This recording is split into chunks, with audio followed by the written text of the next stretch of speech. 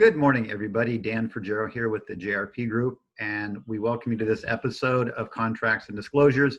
Here at the JRP Group, we're putting together a YouTube library of the contracts and disclosures that our agents use, pretty much in all their transactions. We want to share some of the information with you. We always recommend that you always talk with your broker and or your sales manager to ensure that some of the things we're talking about are the same practices that you guys are being taught as well. Today, we're going to take a look at the statewide buyer and seller advisory. When I first got in the business, I think this document was 11 pages long. It's now 14 pages. And like many of your companies, we have checklists that are needed. So before we're able to get our commission checks, we have to go through and make sure our disclosures are in there. So this might be one of those documents that you take a look at and you're like, oh yeah, I've got to fill out the SBSA.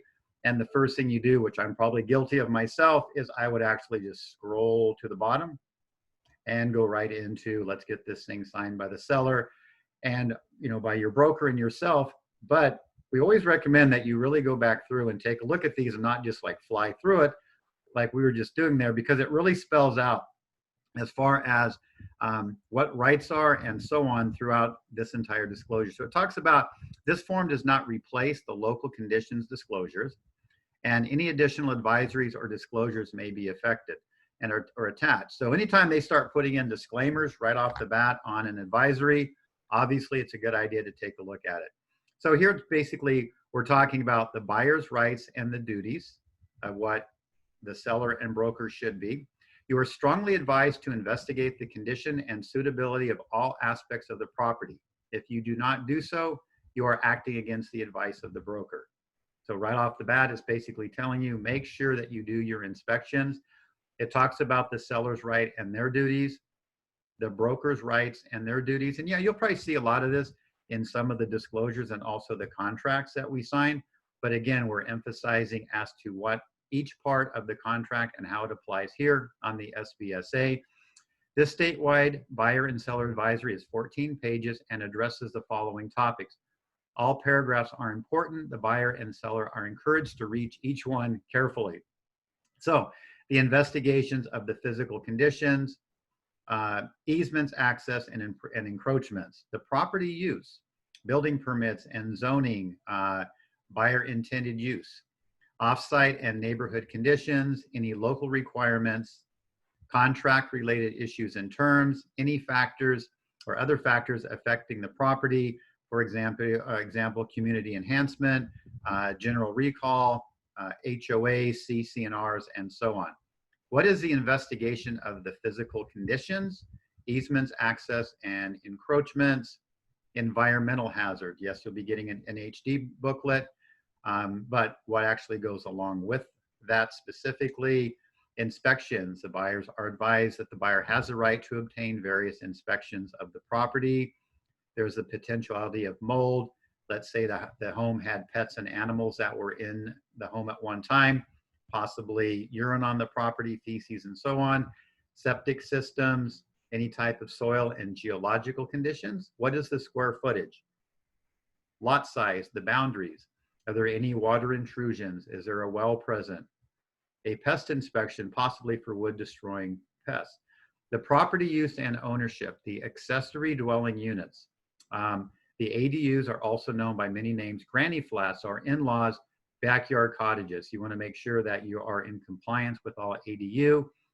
Building permits. Was that garage converted into a new living room or a playroom or a man cave? And does it have all the building permits that would be needed?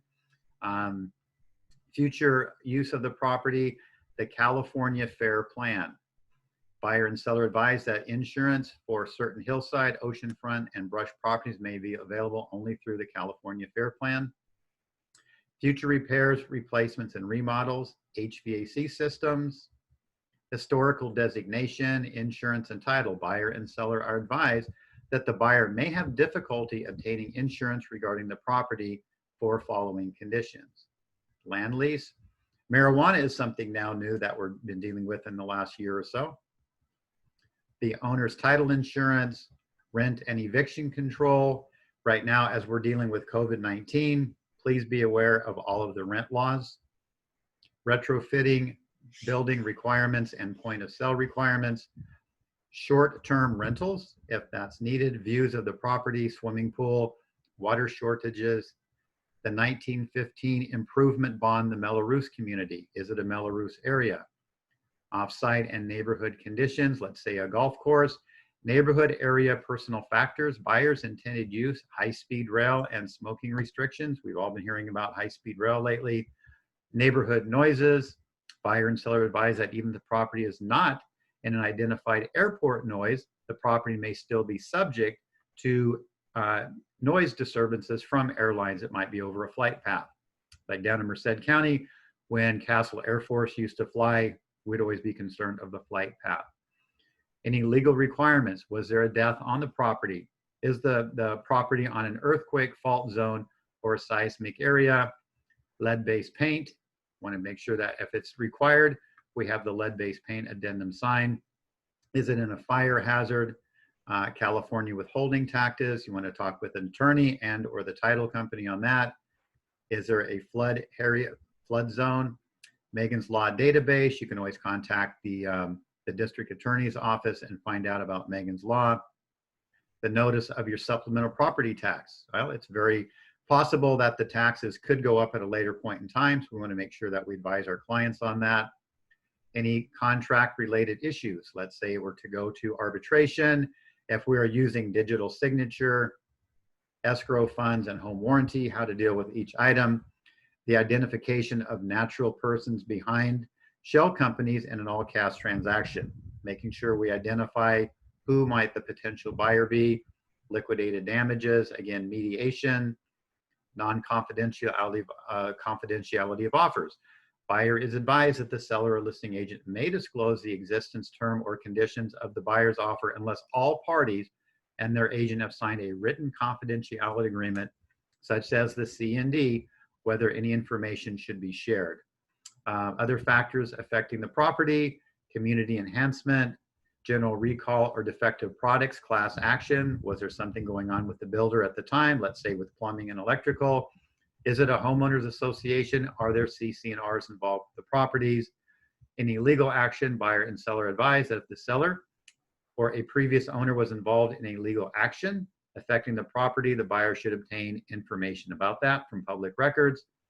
Marketing, internet, and advertising, social media, what is going to allow us to provide information to the public.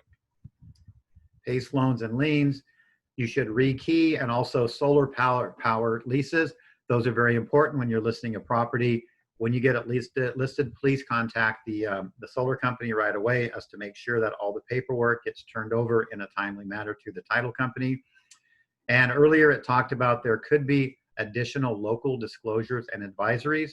So if any of them happen to apply, let's say a right to farm or something, we'd be able to apply that box and type in the right to farm. And then we're going to have buyer signatures, seller signatures, and then real estate agent signatures on both lines as applicable. So back in the day, again, we used to take this form, we kind of go through it very quickly, and let's just get to the signature line as this was a requirement. But there's a lot of important information in here. There's a lot of important information as far as advising on property inspections.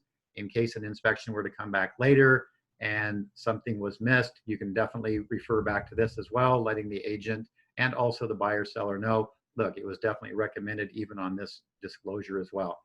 So we certainly recommend that you use this form and take a look at it. We wish you a lot of success in your real estate moving forward. And if there's something we can help you with here at the JRP Group, please let us know. You guys have a safe day. Thank you.